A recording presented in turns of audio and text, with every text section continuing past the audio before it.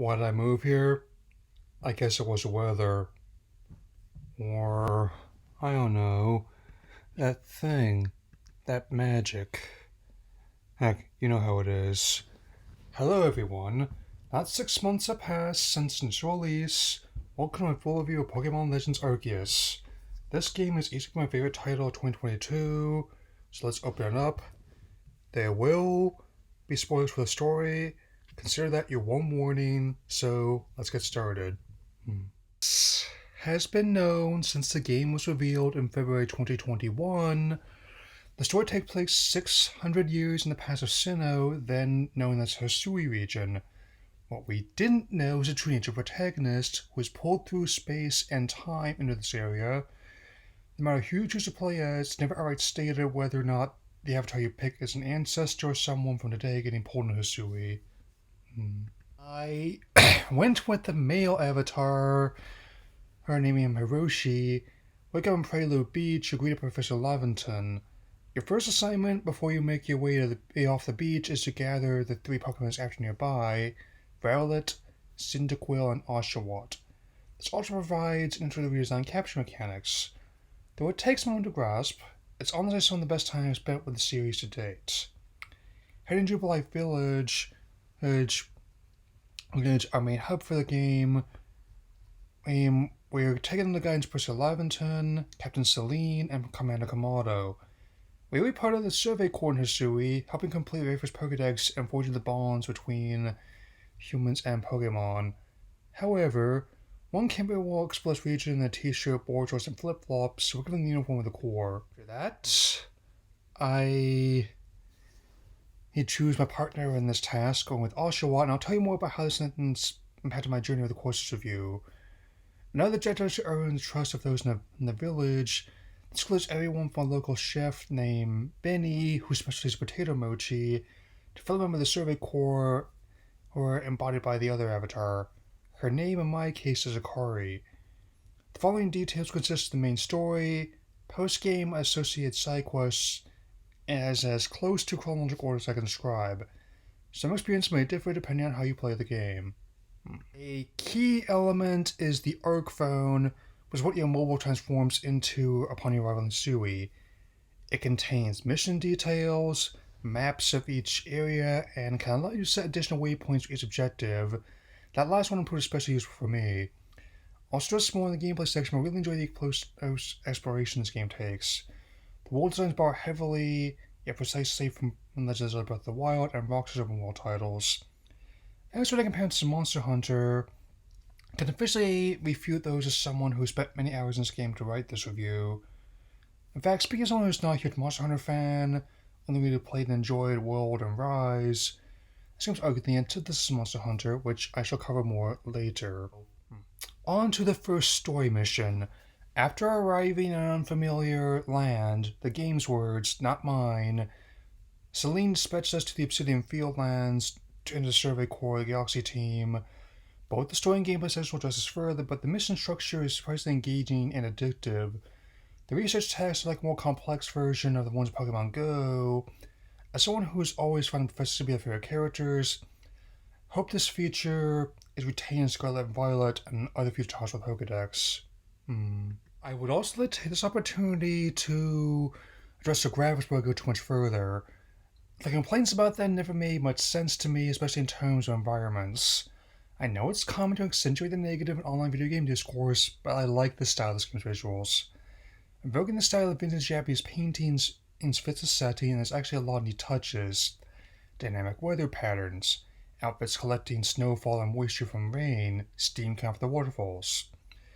The graphics have come a long way since installments on Game Boy, and I reaffirm that I have no issue with stylized visuals, and once again cite how Minecraft is the best-selling current game across all platforms and has deliberately cartoonish graphics. While some people might have an issue with the detailed visuals, clearly Game Freak and Pokemon Company have no issue with this graphic design. Anyway, the Lord of the Obsidian Fieldlands is Cleaver, an alpha Pokemon who is a branch evolution for Scyther. In order to face this Lord, several other tasks must be completed. One must also learn the crafting system, which comes in handy, especially before you expand a storage space. Also befriending Mai, the Diamond Clan, and Sister Morley, and Commander Kondo's and Ancestor Rowan. Another character who crossed over the Reizu, who appears to be Ancestor Mars, who has become very popular in the fandom. To help him with an ankle injury, she becomes resident hairdresser Jubilee Village. In order to face up against Cleaver and the other Noah Pokemon, we must not only battle them with our own monsters, but with projectiles known as bombs crafted by each noble's warden. The first one was named Leon, whose ancestor Clay. Insert Unova confirmed joke here. Each noble has a specific attack pattern to figure out. One piece of advice I can give is to master a dodge roll, which you will need to use early and often. After facing the first noble, your next story missions mainly take place in the next area known as the Crimson Mirelands. This area contains a wide array of rivers and marshes. After surveying the area, you must build up a rank for the battle of the second noble. Other characters cross paths with are the Misfortune Trio, co-recurring thieves who fight in the game. Their names are Charm, Clover, who appears to be an ancestor of Candace, and Coin, who appears to be an ancestor of Saturn. So our rank is high enough we face off against the next noble as Sui and Lilligant. I'll talk more about this variance as the review continues, but for now, this will never engage in battle. After Mission Crimson Mirelands is complete, our next assignment is the Cobalt Coastlands. And on top of researching the Pokemon in this area, we also face the lower Fire Spirit Island, Arceus and Arcanine. Additionally, the Warden, Paulina, must contact with previous Lord dying, which ties in the new Lord being the one faced in battle. It's aware that both the story and the gameplay hit harder in more ways than one, as it's among the toughest battles in the game and works to showcase how much darker the tone is. I really like how this game directly works both monsters and the partners dying into the story and its stakes. Paulina is officially the new Warden, and our next assignment is in the Coronet Highlands. The Lord of this area is Hisuian Electrode. I'll talk more about regional variants of gameplay section, but I do like how it and the pre-evolved Hisuian Voltorb resemble the natural Avicorn's contrast and man-made look of the ones we all know. I will say this area is part grass type. The Alpha, Infernape, and Shiny Rapidash I caught were very useful in terms of countermeasures. Less helpful is Melee. Despite his condescending demeanor, I never pass up a chance to show up. The final area for missions is the Alabaster Icelands, a snowy mountain range where several key characters enter the story. Gyrek, ancestor Wolfric, is a ward on top of the peak. A young woman named Sabi, an ancestor Cheryl, who is a clairvoyant. The noble is a Hisuian Avalugg, and let me tell you, a sizable chunk of my first playthrough was faced off against this last noble. It's alternating mix of 3 attacks, then a combination of all 3 to finish the fight. I know the last noble wouldn't be easy, but I actually had more trouble with this than the last mission in the main story.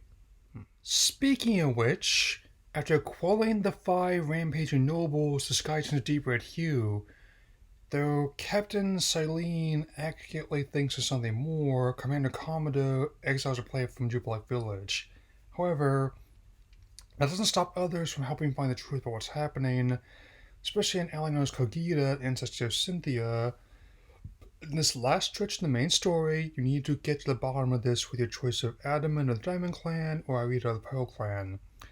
Insert side with Nor, defend Hoshido, or if you choose a side joke here. That said, whoever's clan you partner with is the boxer you end up catching, and the other you end up fighting. My first encounter was with Dialga, and before I faced Palkia, I must earn back the trust of Komodo by facing him in battle.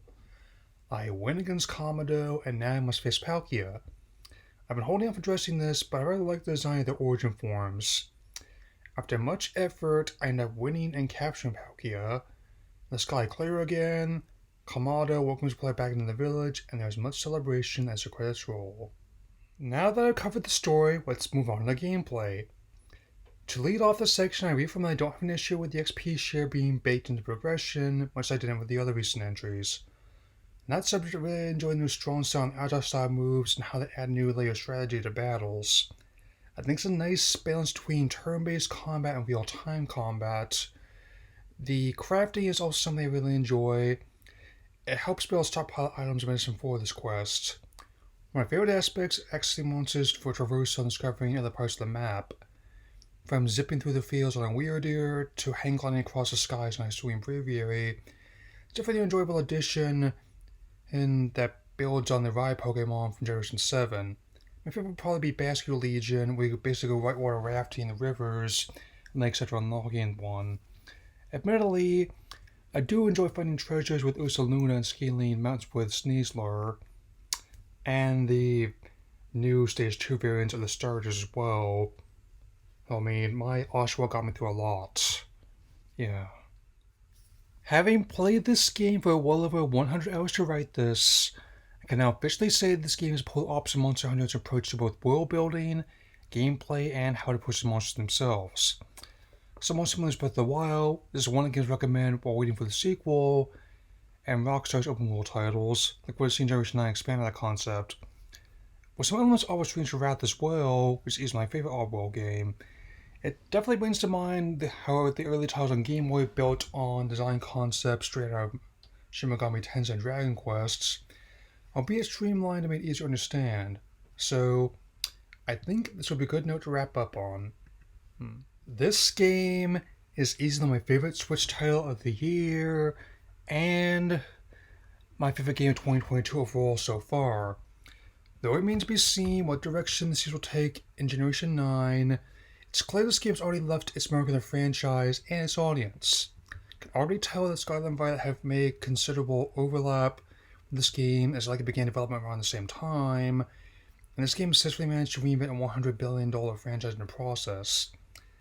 As I record this, the game has sold over 12 million copies worldwide in its first 3 months alone. It's also garnered considerable acclaim, with many claiming one of the best entries in the series to date. I definitely share this sentiment as there is much to enjoy here. I'm seriously considering doing a follow-up on Daybreak expansion, which I'm also impressed with. Thank you for letting me share this with you all. Seek out all Pokemon.